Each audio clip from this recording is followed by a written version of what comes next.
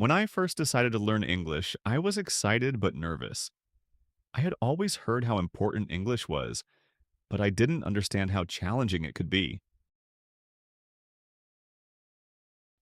I started with basic vocabulary, but it wasn't long before I realized how much more there was to learn.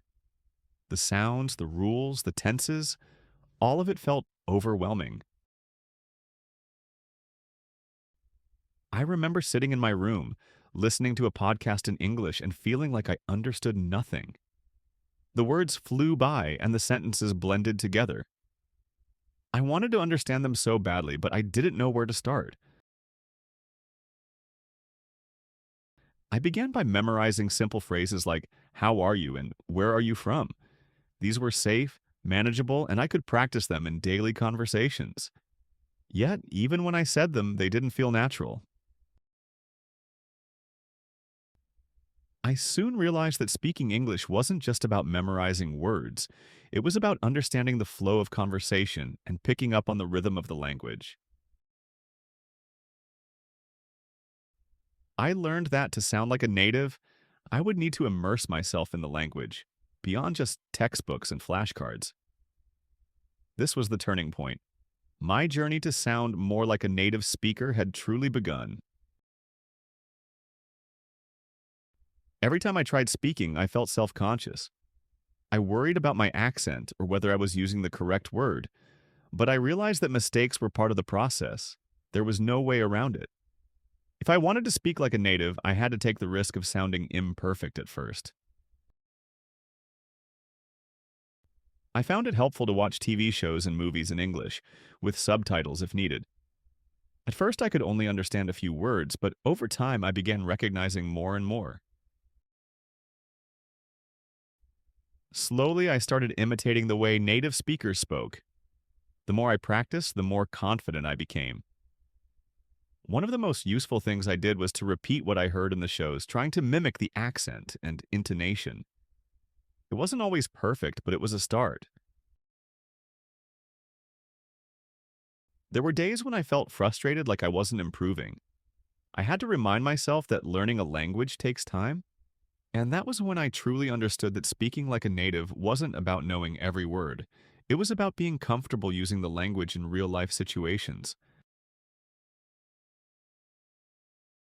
In my second chapter of learning English, I discovered something important. Listening was key.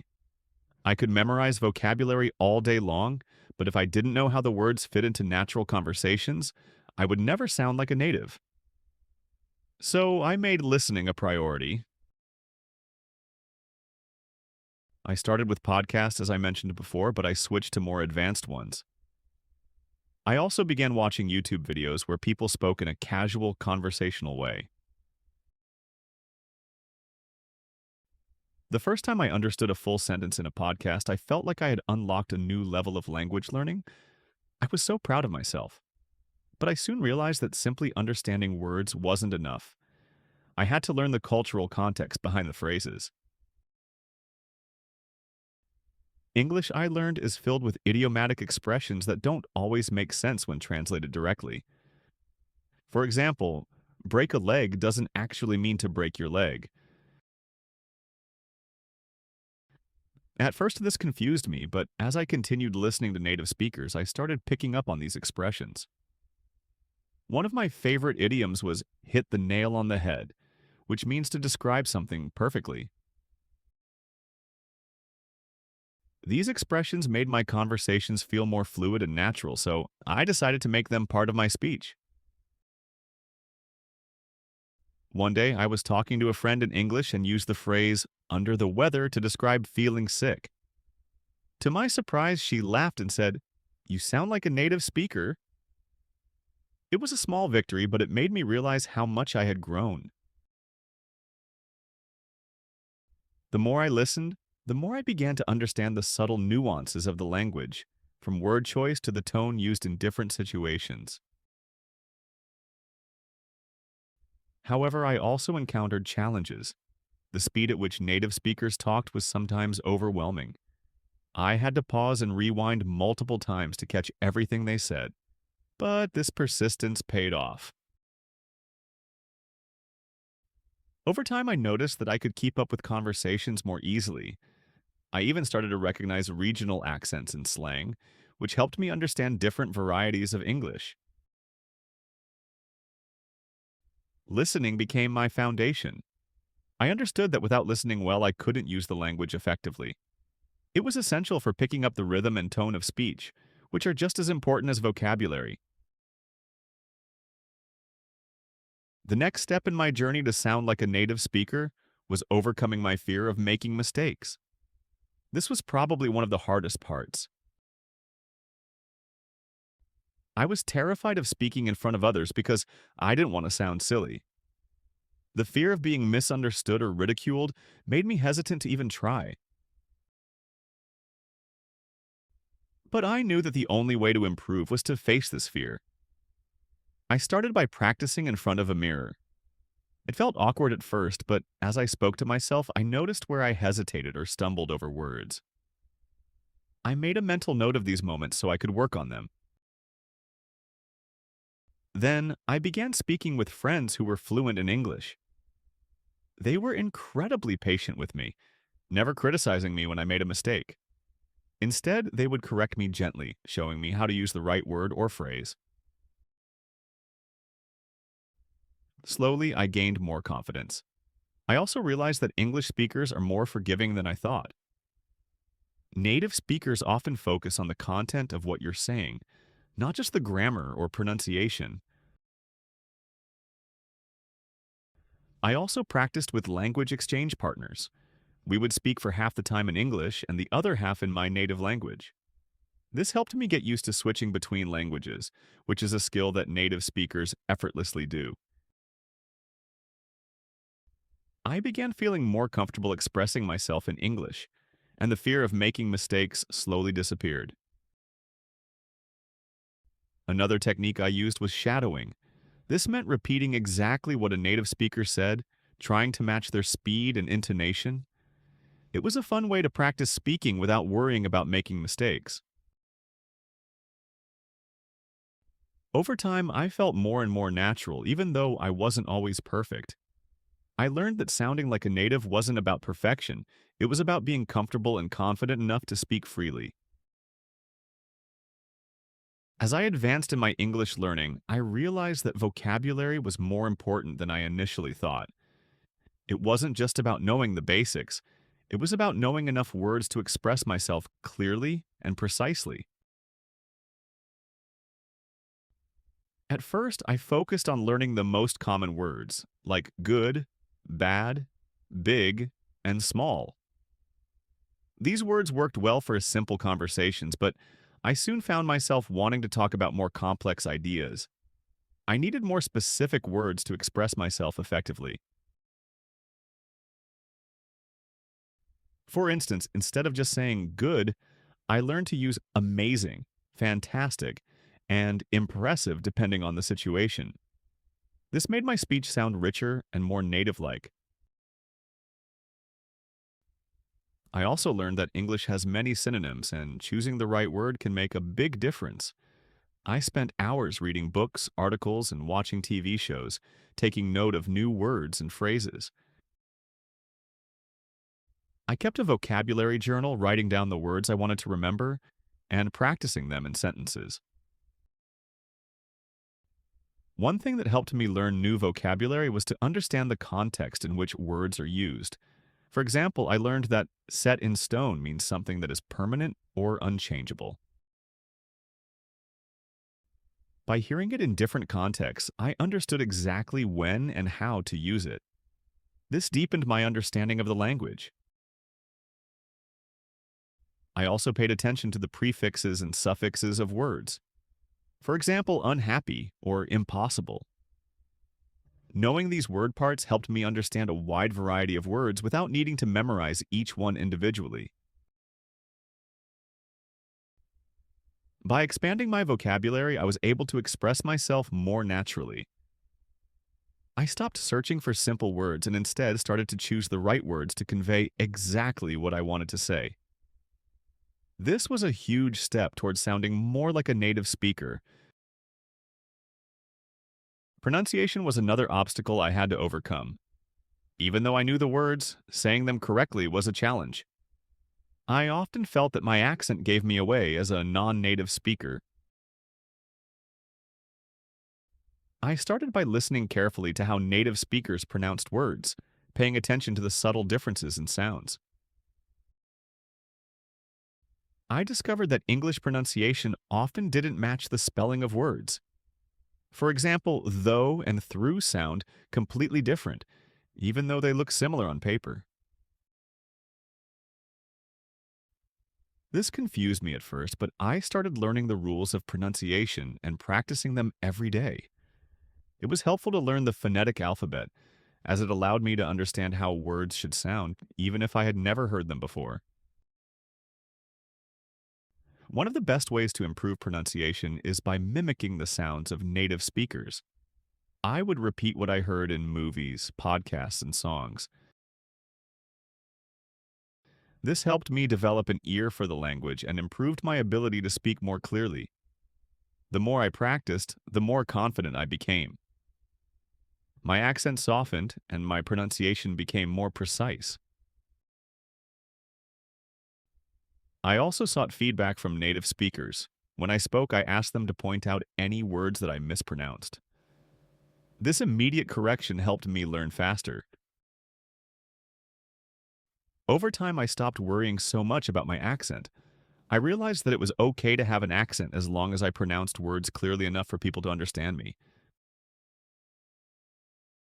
By focusing on pronunciation, I was able to improve my fluency and sound more like a native speaker. It wasn't about completely erasing my accent. It was about making my speech more intelligible and natural. Grammar was another area where I struggled. At first, I thought it was all about following strict rules. I memorized the tenses, sentence structures, and word orders, but it didn't feel natural. When I listened to native speakers, I noticed that they often didn't follow the rules exactly.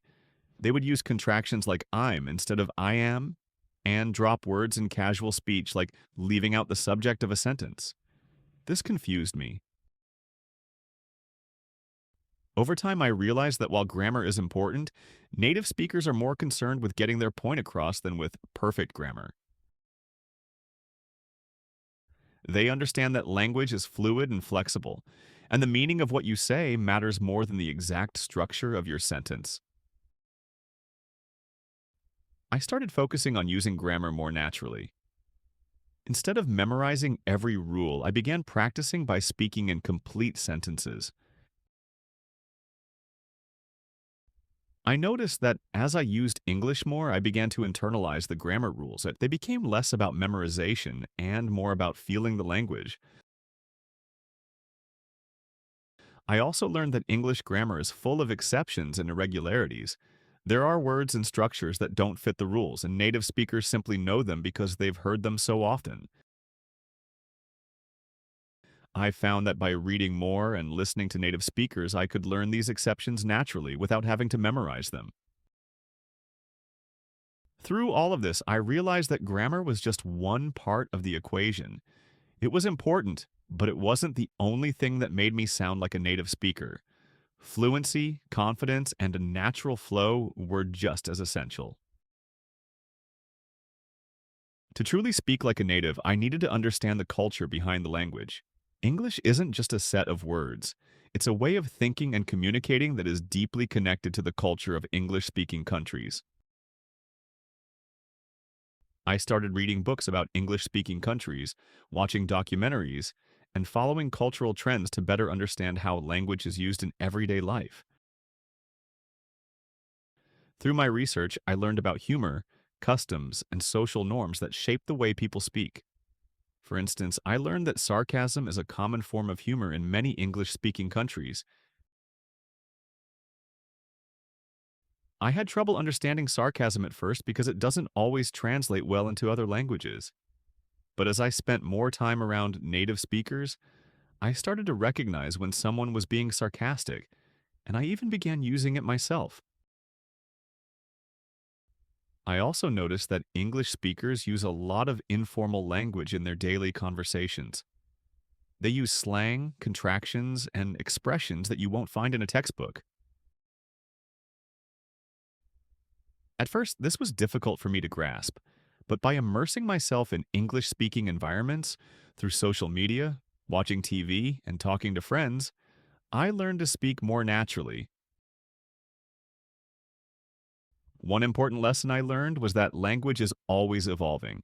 New words and expressions are constantly being introduced, and it's important to stay updated on these changes. Following trends in pop culture helped me stay connected to the language as it evolved. By understanding the culture, I could speak more authentically. I began to use expressions and phrases that fit the social context, which made my speech sound more like a native speaker. Reading and writing were also essential to my journey. I'd always thought of speaking as the most important skill, but I soon realized that reading and writing helped me refine my understanding of the language. Reading exposed me to new vocabulary and sentence structures. I read books, newspapers, and articles in English.